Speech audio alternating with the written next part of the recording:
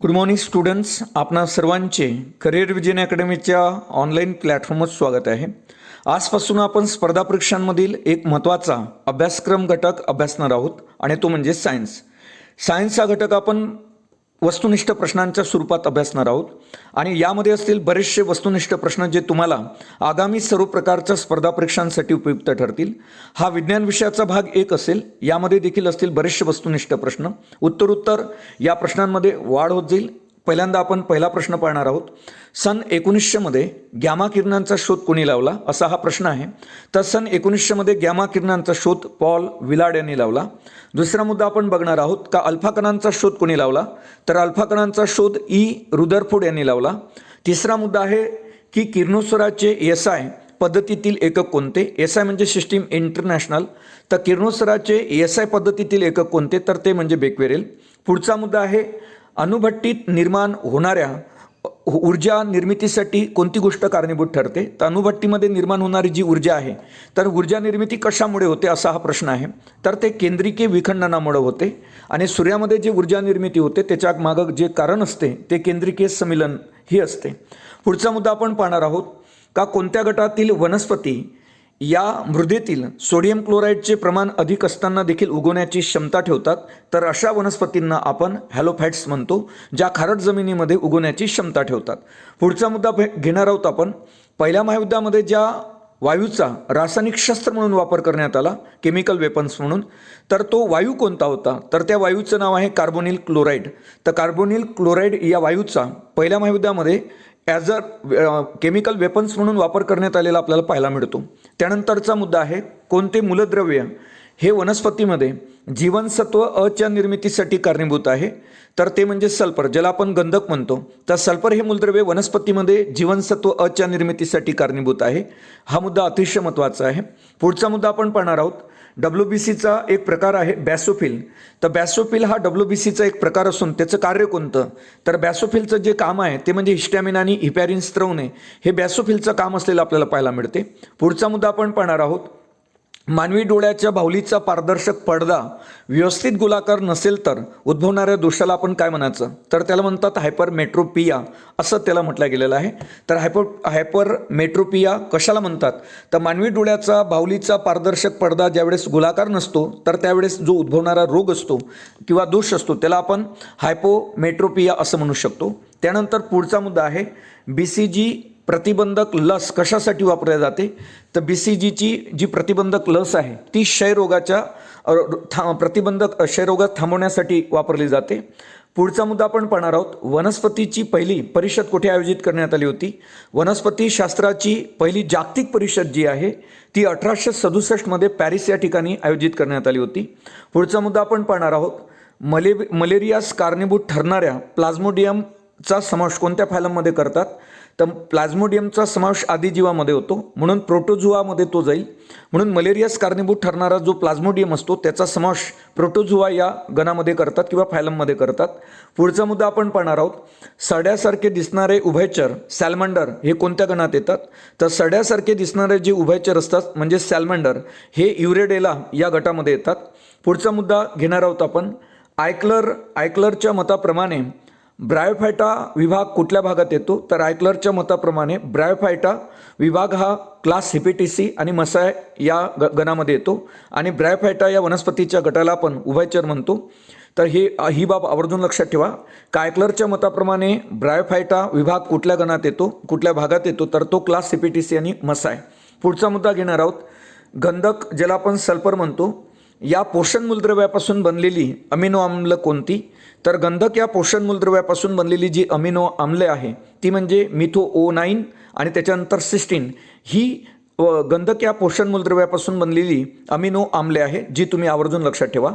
पुढचा मुद्दा घेणार आहोत आपण आर्किओप्टेरिक्स हा कोणत्या 2 वर्गांना जोडणारा पृष्ठवंशीय प्राणी आहे, तर तो सरीसृप आणि पक्षी यांना जोडणारा पृष्ठवंशीय प्राणी आहे. आर्किओप्टेरिक्स हे लक्षात ठेवा. आर्किओप्टेरिक्स हा कोणत्या 2 वर्गांना जोडणारा पृष्ठवंशीय प्राणी आहे किंवा आपण त्याला पक्षी म्हणू, तर तो सरीसृप आणि पक्षी यांना जोडणारा पृष्ठवंशीय प्राणी आहे. त्याच्यानंतर पुढचा मुद्दा घेणार आहोत आपण तो म्हणजे कोणता घटक हरितगृह परिणामास, ज्याला आपण ग्रीन हाऊस इफेक्ट म्हणतो, तर कोणता घटक हरितगृह परिणामास कारणीभूत ठरत नाही, तर तो म्हणजे अमोनिया हा ग्रीन हाऊस इफेक्टला कारणीभूत ठरणारा घटक नाही. मग कोणते घटक आहे जे हरितगृह परिणामास कारणीभूत ठरतात, तर ते म्हणजे तुम्ही आवर्जून लक्षात ठेवा, त्याच्यामध्ये मिथेन असेल, कार्बन डायऑक्साईड असेल, कार्बन डाय नायट्रोजन ऑक्साईड असेल, तर हे हरितगृह परिणामास कारणीभूत ठरणारे घटक आहे.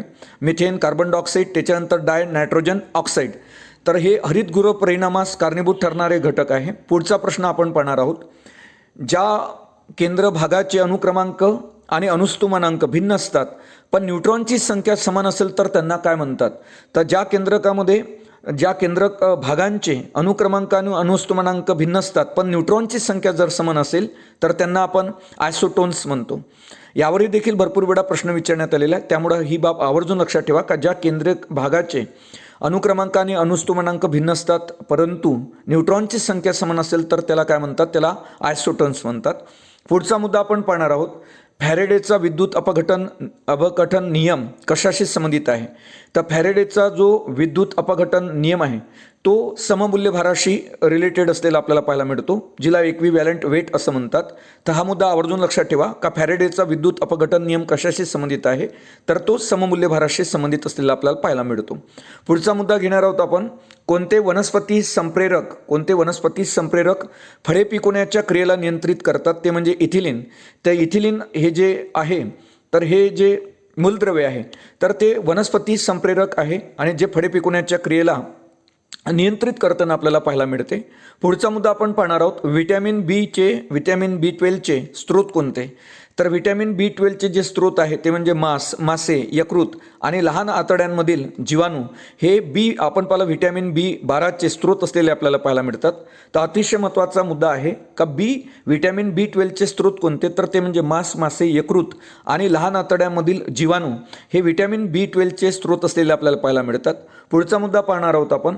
वृषण हे साधारणतः कधी, लहान मुलांचे जे वृषण असतात ते साधारणतः कधी अंडकोशामध्ये उतरतात? तर त्याचं उत्तर आहे जन्माच्या वेळेस.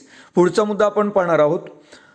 कोणता नायट्रोजनयुक्त टाकाऊ पदार्थ आहे? तर कोणता नायट्रोजनयुक्त टाकाऊ पदार्थ आहे? तर त्यामध्ये अमोनिया, युरिया, क्रिएटिनाइन आणि पाणी हे नायट्रोजनयुक्त टाकाऊ पदार्थ असलेले आपल्याला पाहायला मिळतात. मात्र कोणता नायट्रोजनयुक्त टाकाऊ पदार्थ नाही असं जर तुम्हाला प्रश्न आला तर तो म्हणजे क्रिएटिन हा नायट्रोजनयुक्त टाकाऊ पदार्थ नाही आहे.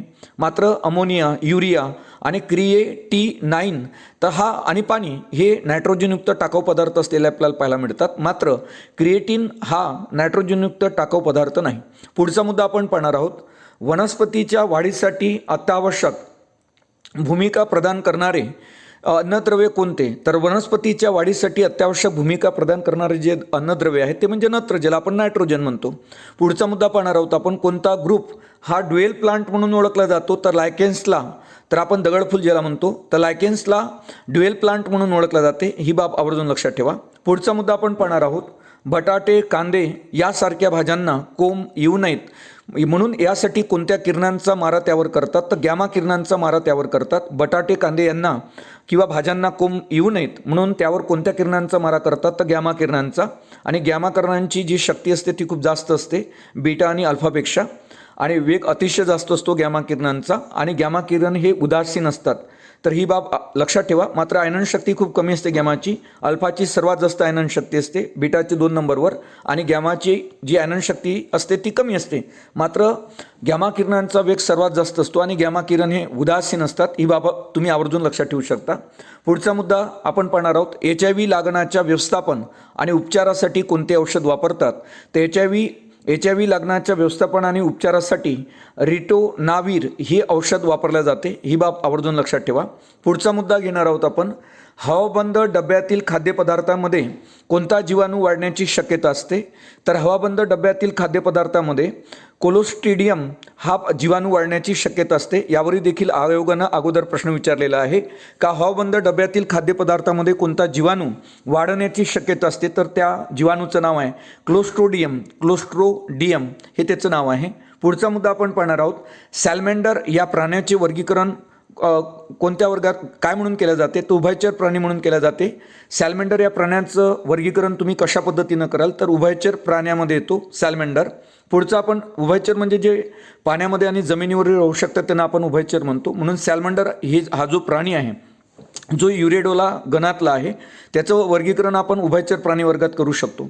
पुढचा मुद्दा पहा, आपण पाहणार आहोत कोणता प्राणी अरिय सममित आहे. तर अरिय सममिती जी असते ते तारामाशाची असते. यावरी अगोदर आयोगानं प्रश्न विचारलेला आहे की अरिय सममिती कोणाची असते, तर अरिय सममिती जी असते ते तारामाशाची असते. त्याच्यानंतर अमलगममध्ये नितांत कशाची आवश्यकता असते, तर अमलगममध्ये जो महत्त्वाचा पाठ असतो तो म्हणजे पारा. तर अमलगममध्ये नितांत कशाची आवश्यकता असते, तर पाऱ्याची. पुढचा मुद्दा घेणार आहोत आपण, काय सोन्यासारखं दिसते म्हणून त्याला फुल गोल्ड किंवा मूर्खांचं सोनं असं म्हणतात. तर पायराईटला मूर्खांचं सोनं म्हटलं जाते किंवा फुल्स गोल्ड असं म्हणतात कारण ते सोन्यासारखं दिसते. तर पायराईट हा मुद्दा आवर्जून लक्षात ठेवा, का सोन्यासारखं दिसते म्हणून त्याला फुल्स गोल्ड किंवा मूर्खांचं सोनं म्हणतात. कशाला फुल्स गोल्ड किंवा मूर्खांचं सोनं म्हणतात, तर पायराईटला. पुढचा मुद्दा आपण पाहणार आहोत, किडनीच्या कार्याचं आणि रचनेचं एकक कोणतं, तर किडनीच्या कार्याचे आणि रचनेचे जे एकक आहे ते म्हणजे नेफ्रॉन्स आणि हे किडनीमध्ये असते. तर आपण एका किडनीमध्ये 10 लाख नेफ्रॉन्स असतात, ही बाब तुम्ही आवर्जून लक्षात ठेवा. तर किडनीच्या कार्याचे व रचनेचे एकक कोणते, तर ते म्हणजे नेफ्रॉन्स. पुढचा मुद्दा घेणार आहोत आपण, कोळशाच्या डिस्ट्रिक्टिव्ह डेस्टिलेशन औद्योगिक रसायने प्राप्त होतात. तर डिस्ट्रिक्टिव्ह डेस्टिलेशन कसे केले जाते, तर ते केले जाते पोकळीत हवेच्या अनुपस्थितीमध्ये. तर कोळशाचं डिस्ट्रिक्टिव्ह आपण पहिलं डेस्टिलेशन केलं जाते आणि त्यानं वेगवेगळ्या प्रकारची औद्योगिक रसायने प्राप्त होतात. तर ते पोकळीत हवेच्या अनुपस्थितीमध्ये पोकळीत केलं जाते डिस्ट्रिक्टिव्ह डिस्टिलेशन कोळशाचं, आणि त्यापासून वेगवेगळे औद्योगिक रसायने प्राप्त होतात. ही बाब आवर्जून लक्षात ठेवा. पुढचा मुद्दा आपण पाहणार आहोत, कोणत्या जीवनसत्वाची कमतरता ही प्रौढांमध्ये फारच कमी प्रमाणात जाणवते परंतु नवजात बालकांमध्ये त्यामुळे रक्तस्राव होण्याची शक्यता निर्माण होते, तर ते म्हणजे के जीवनसत्व. अतिशय महत्त्वाचा मुद्दा आहे. कोणत्या जीवनसत्वाची कमतरता ही प्रौढांमध्ये फारच कमी जाणवते परंतु नवजात बालकामध्ये त्यामुळं रक्तस्राव होण्याची शक्यता असते, तर ते जीवनसत्व म्हणजे के जीवनसत्व. पुढचा मुद्दा पाहणार आहोत आपण, सर्वसाधारण निरोगी मानवी डोळ्याचा स्पष्ट दृष्टीचा टप्पा किती असतो, तर स्टेट बोर्डमधला हा मुद्दा आहे का सर्वसाधारण निरोगी मानवी डोळ्याचा जो स्पष्ट दृष्टीचा जो टप्पा असतो तो 25 सेंटीमीटर इतका असतो. पुढचा मुद्दा आपण पाहणार आहोत, खगोलशास्त्राला समर्पित असलेली भारताची पहिली अंतरिक्ष उपग्रह वेधशाळा कोणती, तर ती म्हणजे ॲट्रोसॅट. ॲट्रोसॅट ही भारताची पहिली अंतरिक्ष उपग्रह वेधशाळा आहे, हे विद्यार्थ्यांनी लक्षात ठेवावं.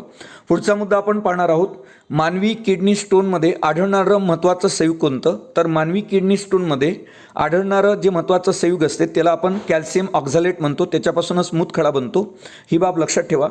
तर मानवी किडनी स्टोनमध्ये आढळणारं जे महत्त्वाचं संयुग असते त्याला आपण कॅल्शियम ऑक्झालेट म्हणतो. पुढचा मुद्दा घेणार आहोत आपण, सामान्यतः किडनीमधून कशाचं गाळण होत नाही, तर सामान्यतः किडनीमधून साखरेचं गाळण होत नाही. त्यानंतर पुढचा मुद्दा घेणार आहोत आपण, मूत्रातून रक्त उत्सर्जित होण्याच्या क्रियेला काय म्हणतात, तर मूत्रातून रक्त उत्सर्जित होण्याच्या क्रियेला आपण रक्तरंग मूत्र किंवा हिमॅच्युरिया असं म्हणतात त्याला.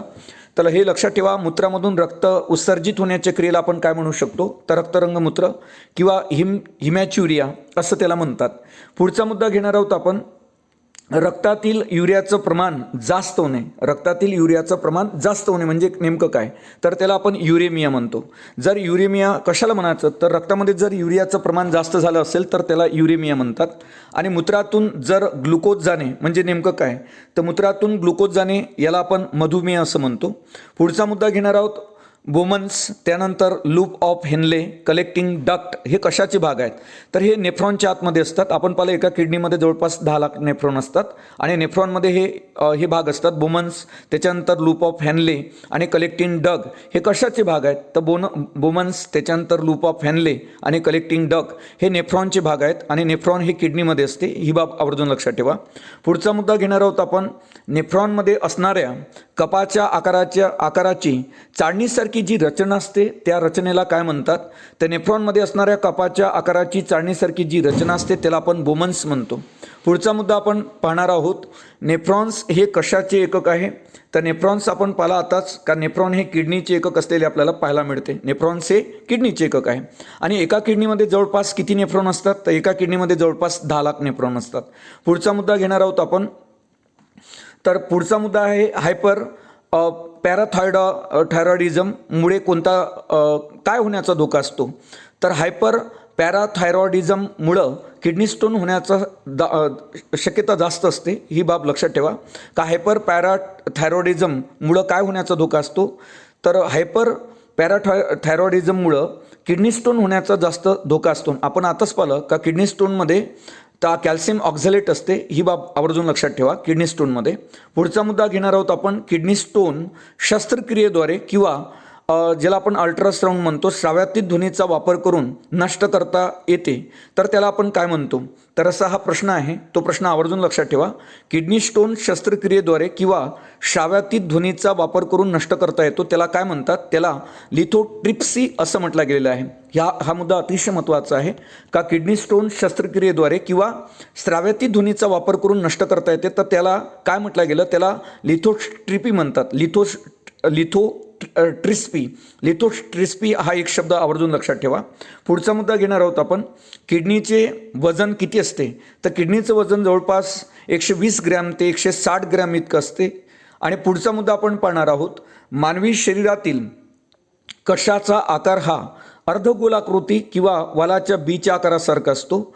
तर किडनीचा आकार हा अर्धगोलाकृती किंवा वालाच्या बी सारखा असतो. ही बाब लक्षात ठेवा का मानवी शरीरातील कशाचा आकार हा अर्धगोलाकृती किंवा वालाच्या बी सारखा असतो? तर किडनीचा. त्यानंतर किडनीच्या बाह्य आवरणास काय म्हणतात? तर किडनीच्या बाह्य आवरणास आपण कॉरेक्टक्स म्हणतो. ही बाब आवर्जून लक्षात ठेवा. आणि किडनीच्या अंतर्गत भागास आपण काय म्हणतो? तर किडनीच्या अंतर्गत भागास मेडुला म्हणायचं, आणि किडनीच्या बाह्य भागास तर आपण कॉरेक्टक्स असं म्हणतो, आणि अंतर्गत भागास किडनीच्या मेडुला असं म्हणतात.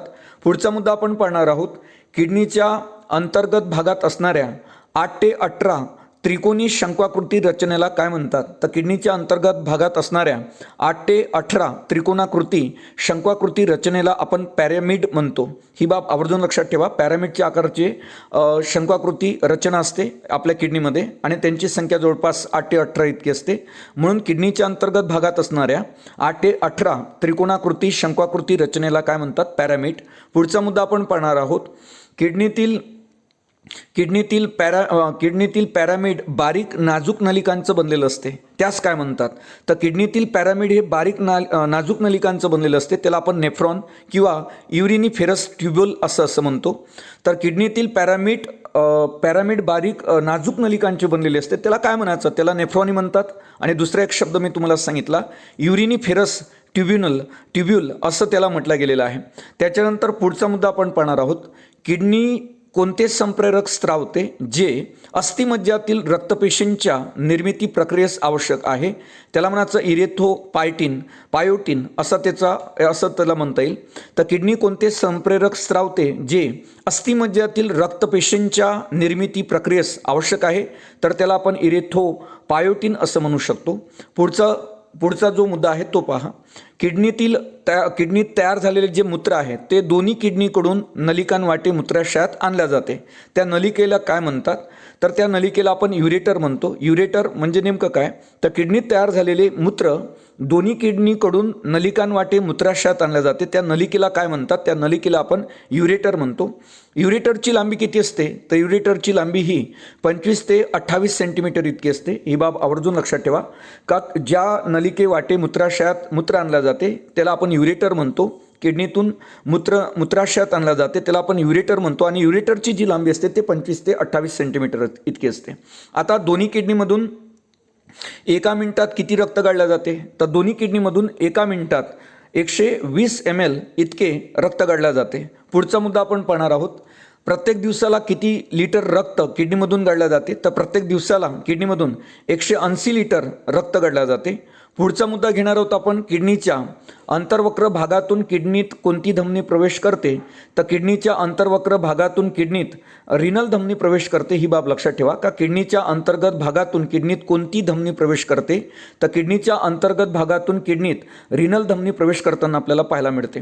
पुढचा मुद्दा आपण पाहणार आहोत, कशाद्वारे रक्त फिल्टर होऊन आपण पाहिलं कशाद्वारे रक्त फिल्टर होऊन रक्तातील अनावश्यक घटक रक्तातून वेगळी केले जातात. तर बोमन्स कॅप्सूलच्या माध्यमातून ही सगळी क्रिया घडताना आपल्याला पाहायला मिळते. तर मुद्दा असा आहे का कशाद्वारे रक्त फिल्टर होऊन रक्तातील जे अनावश्यक घटक असतात ते रक्तापासून वेगळे केले जातात. ही प्रक्रिया बोमन्स कॅप्सूलमध्ये आपल्याला घडताना पाहायला मिळते. पुढचा मुद्दा आपण पाहणार आहोत. तपकिरी रंगाची व 10 ते 13 सेंटीमीटर लांबी आणि 5 ते 7.5 सेंटीमीटर रुंदी व 2 सेमी जाड असणारी किडनी पारदर्शक आवरणात संरक्षित आहे. त्या संरक्षण आवरणास काय म्हणतात? त्याला आपण कॅप्सूल म्हणतो. अतिशय महत्त्वाचा मुद्दा आहे का तपकिरी रंगाची असते किडनी आणि ती जवळपास 10 ते 13 सेंटीमीटर लांबीची असते. त्याची रुंदी 5 ते 7.5 सेंटीमीटर रुंदी असते आणि जाडी जर किडनीची पाहिली आपण तर ती 2 सेंटीमीटर किडनी इतकी जाडी असते. तर किडनी पारदर्शक आवरणात संरक्षित असते. त्या संरक्षण आवरणाला काय म्हणतात? तर त्याला आपण कॅप्सूल म्हणतो. त्या कॅप्सूलच्या आतमध्ये ही किडनी असते. पुढचा मुद्दा आपण पाहणार आहोत. जर रक्तात किडनीच्या अकार्यक्षमतेमुळं युरिया जास्त प्रमाणात साठत असेल, त्यामुळं किडनी फेलियर होण्याची संभावना असेल तर त्या आजाराला काय म्हणतात? तर त्या आजाराला आपण युरेमिया म्हणतो. अतिशय महत्त्वाचा मुद्दा आहे. जर रक्तात किडनीच्या अकार्यक्षमतेमुळे युरिया जास्त प्रमाणात साठत असेल आणि त्यामुळं किडनी फेलियर होण्याची संभावना जास्त असेल तर त्या आजाराला आपण युरेमिया म्हणतो. आता पुढचा मुद्दा पाहणार आहोत. किडनी 2 थरांची बनलेली असून त्या थराला तर या महत्त्वाचा मुद्दा आहे का किडनी 2 थराची बनलेली असून आतील थराला काय म्हणतात? आपण आताच पाहिलं किडनी हे 2 थरांनी बनलेली असते. तर किडनीच्या आतील थराला आपण मेडुला असं म्हणतो आणि किडनी 2 थरांनी बनलेली असून तर बाहेरील थराला काय म्हणतात? तर बाहेरील थराला कॉर्टेक्स असं म्हटलं गेलेलं आहे. तर ही बाब आवर्जून लक्षात ठेवा. किडनीच्या बाहेरील थराला मेडुला म्हणतात आणि किडनीच्या आतील थराला कॉर्टेक्स असं म्हटलं गेलेलं आहे. पुढचा मुद्दा आपण पाहणार आहोत. किडनीच्या कोणत्या भागात 8 ते 10 कोणासारखे उपविभाग असतात? तर त्यांनी उरुक्क पॅरामिड असे म्हणतात. तर आपण पाहिलं किडनीच्या कोणत्या भागामध्ये 8 ते 10 कोणासारखे उपविभाग असतात आणि त्यांना आपण वृक्क पिरॅमिड्स म्हणजे रेनल पिरॅमिड्स असं म्हणतो. तर हे मेड्युलेमध्ये असतात. मेड्युला हा किडनीच्या बाहेरचा भाग आहे. त्याच्यामध्ये वृक्क पिरॅमिड्स असतात. तर पिरॅमिड्स तुम्हाला जर विचारण्यात आलं किडनीच्या कोणत्या भागामध्ये पिरॅमिड्स असतात, वृक्क पिरॅमिड्स, ज्याला आपण रेनल पिरॅमिड्स म्हणतो. तर किडनीच्या बाहेरील भाग हा तुम्हाला माहीत असेल. बाहेरील म्हटल्यापेक्षा आतील भाग, कारण आतील भागाला आपण मेडुला म्हणतो आणि बाहेरील भागाला आपण कॉर्टेक्स म्हणतो. तर किडनीच्या जो आतील भाग आहे तर आतील भागाला मेडुला म्हणतात. म्हणून किडनीच्या आतील भागामध्ये 8 ते 10 कोणासारखे उपविभाग असतात आणि त्यामध्ये वृक्क पिरॅमिड्स असतात. मग जर तुम्हाला विचारण्यात आलं का किडनीच्या आतमध्ये जे पिरॅमिड्स असतात तर त्या भागाला काय म्हणतात? त्या भागाला आपण मेडुला म्हणू. त्याच्यानंतर पुढचा मुद्दा घेणार आहोत आपण. वृक्क पिरॅमिड्सच्या शाखा किडनीच्या कोणत्या भागात उघडतात? तर वृक्काचे जे पिरॅमिड्स असतात त्यांच्या ज्या शाखा असतात, ब्रँचेस, त्या किडनीच्या कोणत्या भागात उघडतात असा हा प्रश्न आहे. तर त्या भागाला आपण कॅलायसिस असं म्हणतो. कॅलायसिस या भागामध्ये वृक्क पिरॅमिडच्या शाखा उघडत असतात. तर म्हणून या प्रश्नाचं उत्तर येईल कॅलायसिस. तर वृक्क पिरॅमिडच्या शाखा किडनीच्या कोणत्या भागात उघडतात? तर त्या भागाला आपण कॅलायसिस म्हणायचं. पुढचा मुद्दा आपण पाहणार आहोत. कशाला किडनीचे रचनात्मक आणि कार्यात्मक एकक म्हणतात? तर या प्रश्नाचं उत्तर आपण आधीच पाहिलेलं आहे. तर कशाला किडनीचे रचनात्मक आणि कार्यात्मक एकक असं म्हणतात? तर नेफ्रॉन आणि ज्यालाच आपण नेफ्रॉनला वृक्काणू म्हणतो. तर नेफ्रॉनला किडनीचे रचनात्मक आणि कार्यात्मक एकक असं म्हणतात. पुढचा मुद्दा आपण पाहणार आहोत. मूतखड्याचा कोणता प्रकार हा अनुवांशिक आहे? तर आपण पाहिला सिस्टाईन स्टोन हा मूतखड्याचा अनुवांशिक प्रकार असलेला आपल्याला पाहायला मिळतो. अतिशय महत्त्वाचा मुद्दा आहे का मूतखड्याचा कोणता प्रकार अनुवांशिक आहे? तर सिस्टाईन स्टोन हा मूतखड्याचा अनुवांशिक प्रकार आहे. तर मूतखड्याचा कोणता प्रकार हा अनुवांशिक नाही?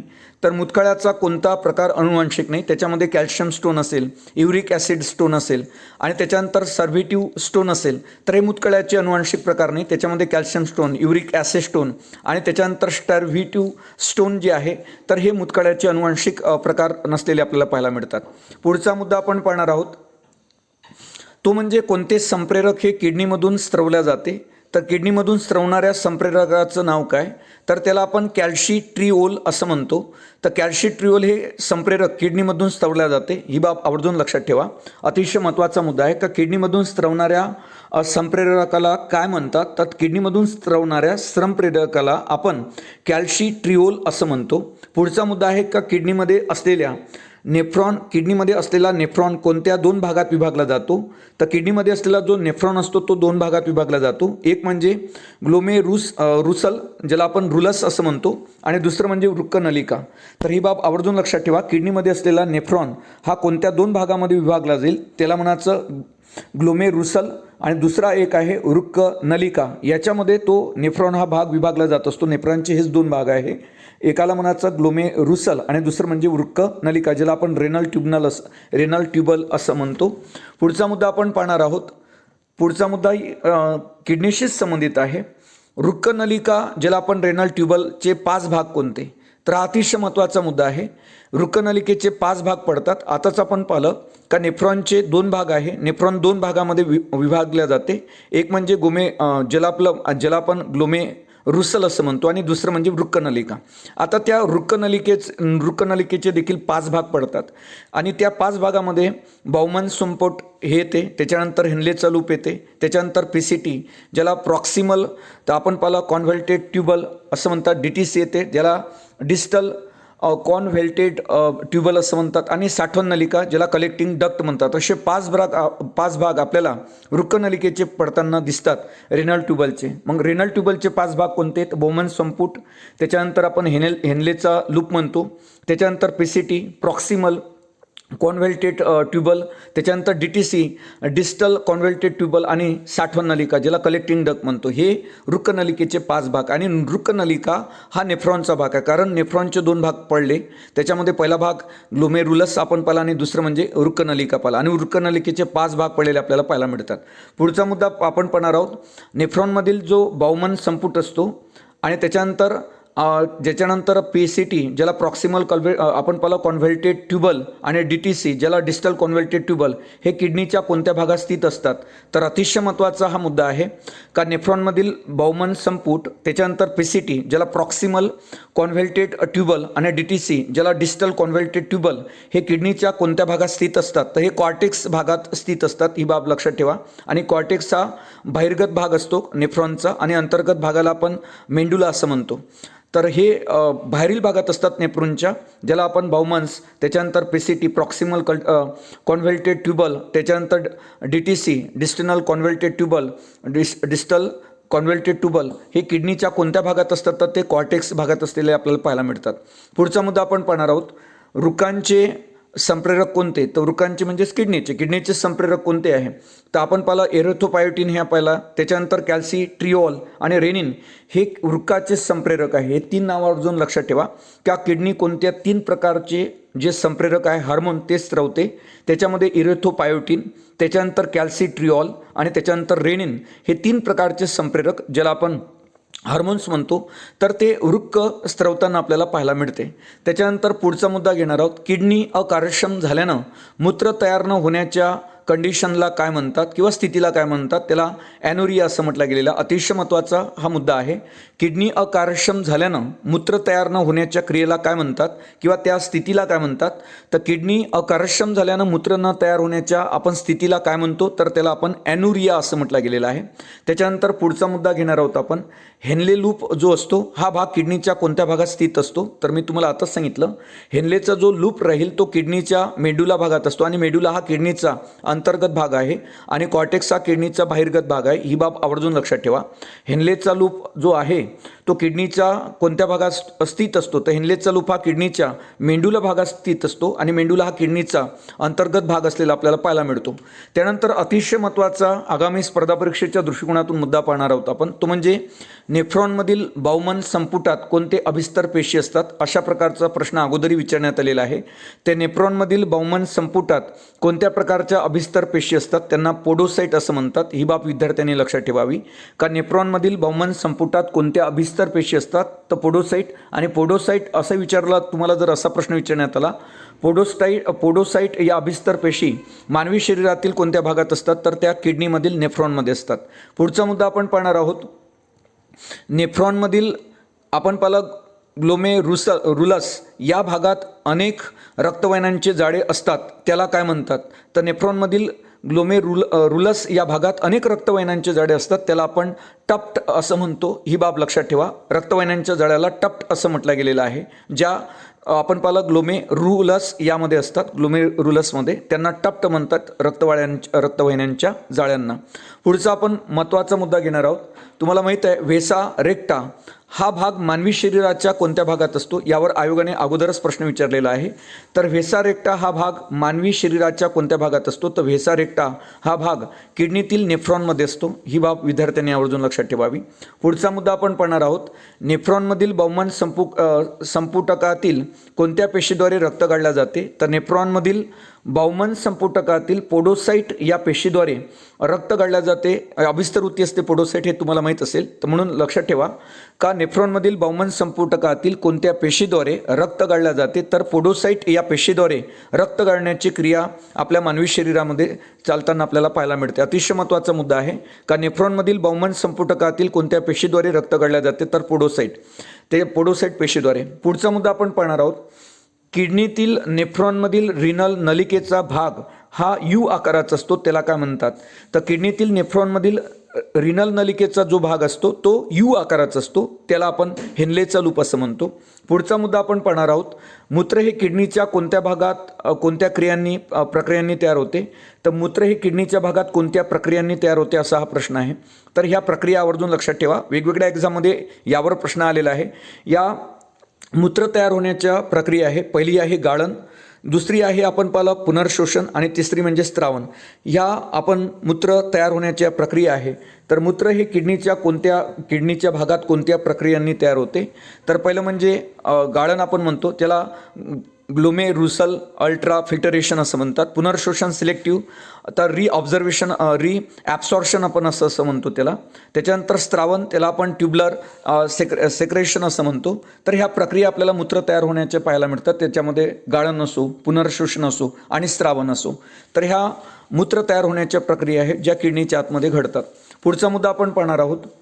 मानवी शरीरातील दोन्ही किडनीद्वारे दर मिनिटाला किती रक्त गाळले जाते, तर मानवी शरीरातील दोन्ही किडनीद्वारे दर मिनिटाला 1100 ते 1200 ml जवळपास 1 लिटर जे रक्त आहे ते गाळलं जाते. ही बाब आवर्जून लक्षात ठेवा का मानवी शरीरातील दोन्ही किडनीद्वारे दर मिनिटाला किती रक्त गाळले जाते, तर 1100 ते 1200 ml, तर एवढं जवळपास 1 लिटर रक्त गाळले जाते. पुढचा मुद्दा आपण पाहणार आहोत. किडनीद्वारे दर मिनिटाला एका मिनिटाला तयार होणाऱ्या अंतिम गाळण द्राव्याच्या दरास काय म्हणतात, तर किडनीद्वारे दर एका मिनिटाला तयार होणाऱ्या अंतिम गाळण द्राव्याच्या दरास काय म्हणतात, तर त्याला आपण ग्लोमेरुलर फिल्टरेशन रेट म्हणतो. ही बाब आवर्जून लक्षात ठेवा. तर त्या दराला आपण ग्लोमेरुलर फिल्टरेशन रेट असं म्हणतात, जे किडनीद्वारे दर मिनिटाला गाळल्या जाते. अंतिम गाळण जे द्रव्य असते त्या दरास आपण ग्लोमेरुलर फिल्टरेशन रेट असं म्हणतो. पुढचा मुद्दा आहे का ग्लोमेरुलर फिल्टरेशन रेट निरोगी व्यक्तीत किती असते. अतिशय महत्त्वाचा मुद्दा आहे. ग्लोमेरुलर फिल्टरेशन जो रेट असतो तो निरोगी व्यक्तीमध्ये 125 ml पर मिनिट असतो, आणि म्हणजेच 180 लिटर दर दिवसाला. या पद्धतीने आवर्जून लक्षात ठेवा का जो निरोगी व्यक्तीचा ग्लोमेरुलर फिल्टरेशन रेट असतो तो 125 ml असतो प्रति मिनिट, आणि दर दिवसाला तर 180 लिटर. त्याच्यानंतर पुढचा मुद्दा आपण पाहणार आहोत. इन्फ्रासॉनिक लहरीचा वापर एकमेकाशी संवाद साधण्यासाठी कोण करतात, तर इन्फ्रासॉनिक लहरीचा वापर एकमेकाशी संवाद साधण्यासाठी व्हेल मासा, गेंडा आणि हत्ती करतात. अतिशय महत्त्वाचा मुद्दा आहे का इन्फ्रासॉनिक लहरीचा वापर एकमेकाशी संवाद साधण्यासाठी कोणते प्राणी करतात, तर त्याच्यामध्ये व्हेल मासा असेल, गेंडा असेल आणि त्याच्यानंतर हत्ती असेल. तर हे प्राणी एकमेकाशी संवाद साधण्यासाठी इन्फ्रासॉनिक लहरीचा वापर करताना आपल्याला पाहायला मिळतात. पुढचा मुद्दा आपण पाहणार आहोत. ग्लुकोजचे रूपांतर इथिल अल्कोहोलमध्ये करण्यासाठी कोणतं संप्रेरक वापरले जाते, तर त्याला म्हणतात झायपेज. झायमेज हे जे आहे हे ग्लुकोजचं रूपांतर इथिल अल्कोहोलमध्ये करण्यासाठी वापरले जाते. हे एक संप्रेरक आहे. त्याचा वापर ग्लुकोजचं रूपांतर इथिल अल्कोहोलमध्ये करण्यासाठी वापरला जाते. ही बाब आवर्जून लक्षात ठेवा. पुढचा मुद्दा आपण पाहणार आहोत. वनस्पतीच्या शेंगाधारी कुळातील मुळांच्या गाठामध्ये कोणते रंगद्रव्य असतात ज्यामुळं नत्राचं स्थिरीकरण होते, तर त्याला म्हणायचं लेग हिमोग्लोबिन हे असते त्यामध्ये.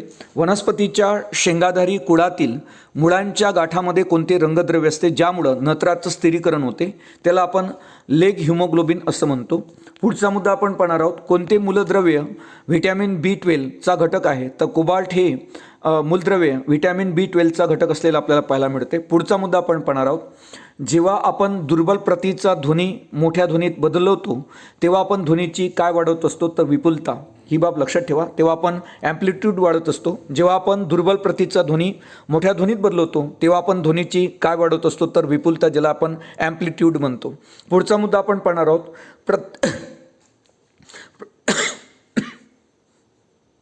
प्रत्येक मनुष्य दररोज सरासरी किती हवा श्वसनाद्वारे शोषण केली जाते, तर प्रत्येक मनुष्याद्वारे दररोज सरासरी किती हवा ब्रेथिंगद्वारे शोषण केली जाते, त्याला 100 लिटर इतकं त्याचं प्रमाण आहे. तर प्रत्येक मनुष्याद्वारे दररोज सरासरी किती हवा श्वसनाद्वारे शोषण केली जाते, तर ते म्हणजे 100 लिटर. पुढचा मुद्दा आपण पाहणार आहोत, गर्भात असलेला दोष समजण्यासाठी व हृदयांच्या झडपांची हालचाल समजण्यासाठी कोणत्या ध्वनिलहरीचा वापर करतात, तर गर्भात असलेला दोष समजण्यासाठी आणि हृदयांच्या झडपांची हालचाल समजण्यासाठी कोणत्या ध्वनिलहरीचा वापर करतात, तर श्राव्यातीत ध्वनिलहरीचा, ज्याला आपण अल्ट्रासाऊंड म्हणतो. अल्ट्रासाऊंडचा वापर केला जातो गर्भात असलेल्या दोष समजण्यासाठी आणि हृदयांच्या झडपांची हालचाल समजण्यासाठी अल्ट्रासाऊंडचा म्हणजे श्राव्यातीत ध्वनिलहरीचा वापर करतात. पुढचा मुद्दा आपण पाहणार आहोत, तर पुढचा मुद्दा आहे, गॅस्ट्रोपोडा वर्गातील गोगलगायचं कवच किती व्हॉल्वने बनलेलं असते, तर गॅस्ट्रोपोडा वर्गातील गोगलगायचं जे कवच असते ते एकेरी व्हॉल्वने बनलेलं असते. पुढचा मुद्दा आपण पाहणार आहोत, आदिजीवांच्या कोणत्या वर्गाच्या गुणधर्म बहुकेंद्रक आणि सूक्ष्मकेंद्रक यांचं अस्तित्व असते, तर आदिजीव हे प्रोटोझोआमध्ये येत असतात. त्याच्यामध्ये रोमिकी सिलियाटा जो असतो, सिलियाटामध्ये आपल्याला दोन्ही गुण पाहायला मिळतात, ते बहुकेंद्रक आणि सूक्ष्मकेंद्रक या दोघांचं अस्तित्व आपल्याला आदिजीवाच्या सिलियाटा म्हणजे रोमकी या गटात पाहायला मिळते. पुढचा मुद्दा आपण पाहणार आहोत, वातावरणातून कोणत्या प्रकारचे किरण कार्बन डायऑक्साईडचं शोषण करतात, तर वातावरणातून कोणत्या प्रकारचे किरण हे कार्बन डायऑक्साईडचं शोषण करतात, त्यांना आपण इन्फ्रारेड रेज म्हणतो, त्याला आपण अवरक्त किरण म्हणतो. पुढचा मुद्दा आपण पाहणार आहोत, रेणूमध्ये कोणत्या बलाद्वारे एकत्रित ठेवले जातात, आपण पाहिलं रेणू हे कोणत्या बलाद्वारे एकत्रित ठेवल्या जातात, तर या बलाद्वारे रेणू हे एकत्रित ठेवल्या जातात. ही बाब लक्षात ठेवा, कारण रेणू हे कोणत्या बलाद्वारे एकत्रित ठेवल्या जातात त्यांना आपण अंतरेणू म्हणतो. पुढचा मुद्दा आपण पाहणार आहोत, तो म्हणजे कोळशाचे त्याच्या कोणत्या अवस्थेमध्ये रूपांतर करून त्याचा अतिशय कार्यक्षम आणि स्वच्छ इंधन म्हणून वापर करता येतो, तर कोळशाचे जर आपण वायू अवस्थेमध्ये रूपांतर करून त्याचा अतिशय कार्यक्षम आणि स्वच्छ इंधन म्हणून वापर करू शकतो वायू अवस्थेमध्ये. पुढचा मुद्दा आपण पाहणार आहोत, कशाचा एन्झाईमचा को फॅक्टर असं म्हणतात, किंवा एन्झाईमचा को फॅक्टर कोणता, तर एन्झाईमचा जो को फॅक्टर आहे तो लोह हे आहे. तर एन्झाईमचा को फॅक्टर कोणता, तर तो म्हणजे लोह. पुढचा मुद्दा आपण पाहणार आहोत, बटाटा चिप्स उत्पादक आणि चिप्स बॅगेत भरताना त्यासोबत एक वायू भरतात जेणेकरून चिप्सचं ऑक्सिडाईज होऊ नये, त्याला खवटपणा येऊ नये, तर कोणता वायू यासाठी वापरला जातो, तर त्यासाठी नायट्रोजन वापरला जातो. पुढचा मुद्दा आपण पाहणार आहोत, अल्केनचा सामान्यतः काय म्हणून ओळखला जाते, तर अल्केनला आपण पॅराफिन म्हणतो. ही बाब लक्षात ठेवा, अल्केनला आपण पॅराफिन म्हणतो. पुढचा मुद्दा आपण पाहणार आहोत, नैसर्गिक वायूचा मुख्य घटक कोणता, तर नैसर्गिक वायूचा जो मुख्य घटक असतो तो म्हणजे मिथेन. पुढचा मुद्दा आहे, मानवी मूत्राशय त्रिकोणी आकाराचं असून त्यामध्ये मूत्र साठवण्याची साधारण क्षमता किती आहे, तर मानवी मूत्राशय हे त्रिकोणी आकाराचं असते आणि त्याची जी मूत्र साठवण्याची जी क्षमता असते तर ती 0.5 लिटर इतकी असते. ही बाब आवर्जून लक्षात ठेवा. पुढचा मुद्दा आपण पाहणार आहोत, मूलद्रव्याच्या अर्धायुर्मनाचा सिद्धांत कोणी मांडला, तर मूलद्रव्याच्या अर्धायुर्मनाचा सिद्धांत रुदरफोर्ड यांनी मांडलेला आपल्याला पाहायला मिळतो. त्याच्यानंतर पुढचा मुद्दा आहे, कशाच्या अभावामुळे पेलग्राव होतो, तर तो नायसिनच्या अभावामुळे पेलग्राव होत असतो. पुढचा मुद्दा आपण पाहणार आहोत, एका अंड्यापासून किती ऊर्जा मिळते, तर एका अंड्यापासून आपण पाहिलं 90 कॅलरीज इतकी ऊर्जा मिळते. पुढचा मुद्दा आहे, ड जीवनसत्वाच्या अभावामुळे कोणता रोग होतो, तर ड जीवनसत्वाच्या अभावामुळे मूर्धूसा रोग होतो. पुढचा मुद्दा पाहणार आहोत आपण, प्रथिन रेणू कशाचा बनलेला असतो, तर प्रथिन रेणू हा अमिनो आम्लाचा बनलेला असतो, म्हणजे अमिनो आम्लापासूनच प्रथिने बनतात. ही बाब आवर्जून लक्षात ठेवा. म्हणून प्रथिन रेणू कशाचा बनलेला असतो, तर अमिनो आम्लाचा. पुढचा मुद्दा आपण पाहणार आहोत, पुढचा मुद्दा आहे अणुविद्युत केंद्रात व अणुभट्ट्यात कशाच्याद्वारे नियंत्रित शृंखला अभिक्रिया नियंत्रित करतात. तर अतिशय महत्त्वाचा मुद्दा आहे आगामी सर्व स्पर्धा परीक्षेच्या दृष्टिकोनातून. अणुविद्युत केंद्रात आणि अणुभट्ट्यात कशाच्याद्वारे नियंत्रित शृंखला अभिक्रिया नियंत्रित करतात. तर जळपाणी, कॅडमियम, बोरॉन आणि ग्रॅफाइट आणि लेडच्या कांड्यांचा वापर हा केला जातो अणुविद्युत केंद्रामध्ये, अणुभट्ट्यांमध्ये नियंत्रित शृंखला अभिक्रिया नियंत्रित करण्यासाठी यांचा वापर केला जातो. त्याच्यामध्ये जळपाणी असेल, त्याच्यानंतर कॅडमियमच्या किंवा बोरॉन किंवा ग्राफाईटच्या किंवा लेडच्या कांड्यांचा वापर केला जात असतो नियंत्रित शृंखला अभिक्रिया नियंत्रित करण्यासाठी अणुविद्युत केंद्रकामध्ये. अतिशय महत्त्वाचा मुद्दा आहे. पुढचा मुद्दा घेणार आहोत आपण. अंड्यातील कोणत्या भागात प्रमुखता प्रथिने असतात ज्यामुळे त्याला पूर्ण अन्न म्हणतात. तर त्याला पांढरा बलक असं म्हणू आपण. अंड्यातील कोणत्या भागात प्रमुखता प्रथिने असतात ज्यामुळे त्याला पूर्ण अन्न असं म्हटलं जाते. तर तो म्हणजे पांढरा बलक. पुढचा प्रश्न पाहणार आहोत आपण. लैंगिकरित्या पारिषित होणारा रोग कोणता. तर लैंगिकरित्या पारिषित होणारे जे रोग आहेत त्याच्यामध्ये गोनोरिया, सिफिलिस आणि कॅक्रॉइड हे लैंगिकरित्या पारिषित होणारे रोग आहेत. अगोदर देखील आयोगाने यावर प्रश्न विचारलेले आहे का लैंगिकरित्या पारिषित होणारे रोग कोणते. गोनोरिया, सिफिलिस आणि त्याच्यानंतर कॅक्रॉइड हे लैंगिकरित्या पारिषित होणारे रोग असलेले आपल्याला पाहायला मिळतात. पुढचा मुद्दा आपण पाहणार आहोत. गॅबियन तापाचे प्रमुख लक्षण कोणते असते. तर गॅबियन तापाचं जे प्रमुख लक्षण असते ते म्हणजे डोकेदुखी. पुढचा मुद्दा आपण पाहणार आहोत. कशाचा वापर ऑटोमोबाईल इंजन्समध्ये एंट्री फ्रीज म्हणून केला जातो. तर इथिलीन ग्लायकॉलचा वापर हा ऑटोमोबाईल इंजनमध्ये अँटीफ्रीज म्हणून करतात. ही बाब आवर्जून लक्षात ठेवा. इथिलीन ग्लायकॉलचा वापर हा ऑटोमोबाईल इंजनमध्ये अँटीफ्रीज म्हणून करतात. पुढचा मुद्दा आपण पाहणार आहोत. पुढचा मुद्दा आहे डेटॉलमधील मुख्य घटक कोणता. तर डेटॉलमधला जो मुख्य घटक आहे तो म्हणजे क्लोरोझायलेनॉल हा डेटॉलमधला मुख्य घटक आहे. त्याचं नाव आहे क्लोरोझायलेनॉल. हे डेटॉलमधला मुख्य घटक असलेला आपल्याला पाहायला मिळतो. पुढचा मुद्दा आपण पाहणार आहोत. हृदयविकाराचा झटका येऊ नये म्हणून कोणते औषध वापरतात. तर हृदयविकाराचा झटका येऊ नये म्हणून ॲस्पिरिन वापरतात. पुढचा मुद्दा आपण पाहणार आहोत. जेव्हा द्रावणाचे pH मूल्य हे 7 असते तेव्हा ते द्रावण कसं असते. तर ते द्रावण उदासीन असणार आहे. पुढचा आपण मुद्दा पाहणार आहोत. जगभरात गॅमा किरणांचे स्रोत म्हणून कशाचा वापर करतात. जगभरामध्ये गॅमा किरणाच्या निर्मितीचा स्रोत म्हणून कोबाल्ट 60 आणि केसियम 137चा वापर केला जातो गॅमा किरणांच्या निर्मितीसाठी. ही बाब आवर्जून लक्षात ठेवा.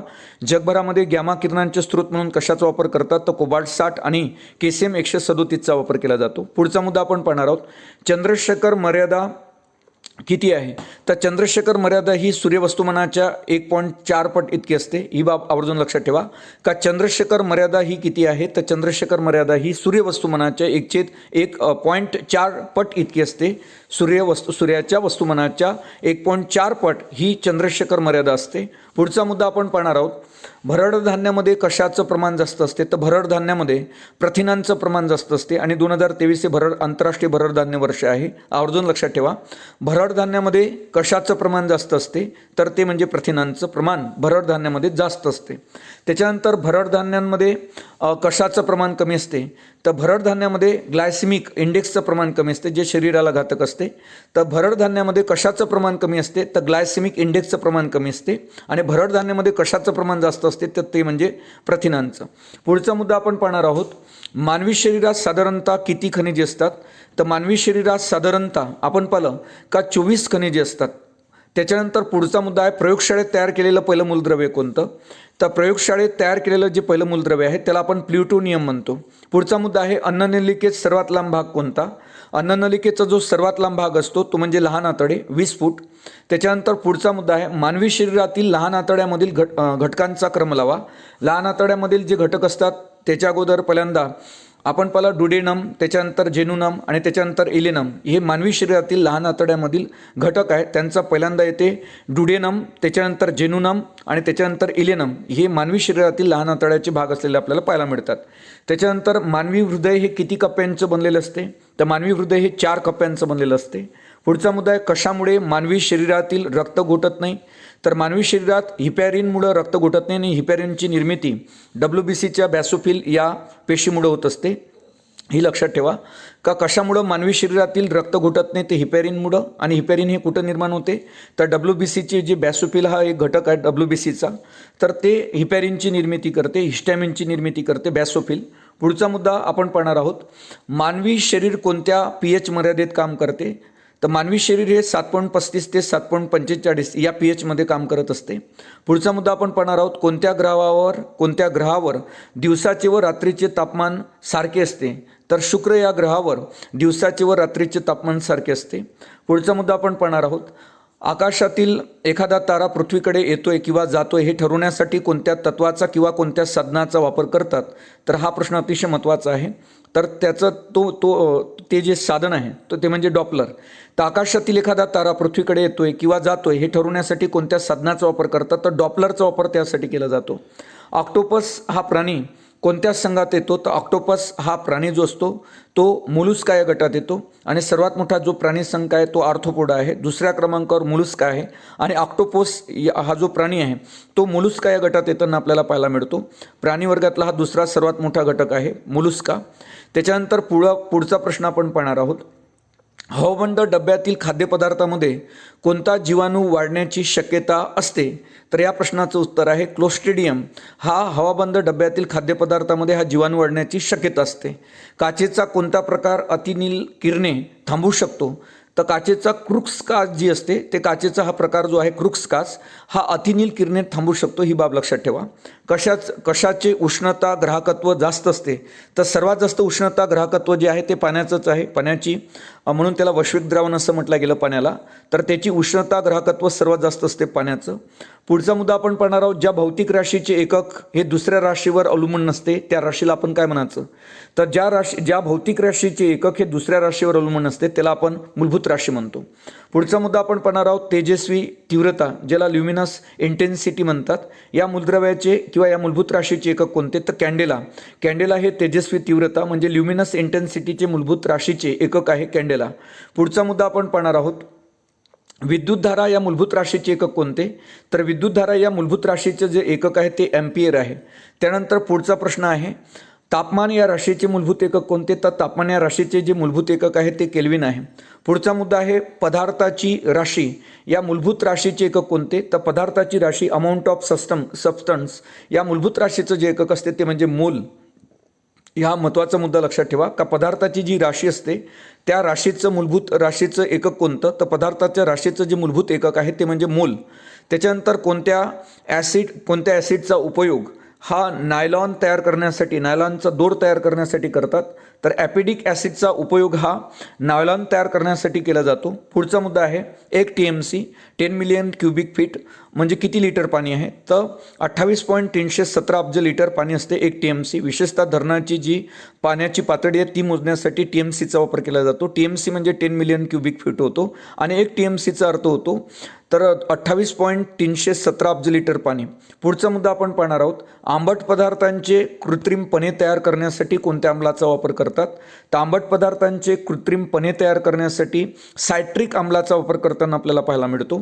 त्याच्यानंतर कोकोनट तेल हे कशाचं उदाहरण आहे. तर कोकोनट तेल जे असते ते सेंद्रिय इस्टरचं उदाहरण आहे. त्याच्यानंतर जडत्वाची संकल्पना कोणी मांडली. तर जडत्वाची संकल्पना गॅलिलिओने मांडलेली आपल्याला पाहायला मिळते.